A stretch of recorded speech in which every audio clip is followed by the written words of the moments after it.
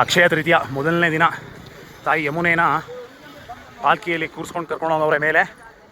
ನಾವು ಜನ ಹಿಂದೆ ಹಿಂದೆ ಹೋಗ್ತಾ ಇದ್ದೀವಿ. 19 ಏಪ್ರಿಲ್ 2026 ಬೆಳಗ್ಗೆ 10 ಗಂಟೆ. ಇವರೆಲ್ಲ ಅದೇ ಒಂದು 5 kg ಇರುತ್ತೆ, ಅದ್ರ ಮೇಲೆ ಮನುಷ್ಯಂಗೆ ಕೂರಿಸ್ಕೊಂಡೆ ಒಬ್ಬನೇ ತೊಗೊಂಡೋಗ್ತಾರೆ ನೋಡಿ. ಅದಾದರೂ ಪಾಲ್ಕಿ 4 ಜನ ಇರ್ತಾರೆ, ಇದರಲ್ಲಿ ಒಬ್ಬರು ಕೂರಿಸ್ಕೊಂಡು ಹೋಗ್ತಾರಲ್ಲಪ್ಪ.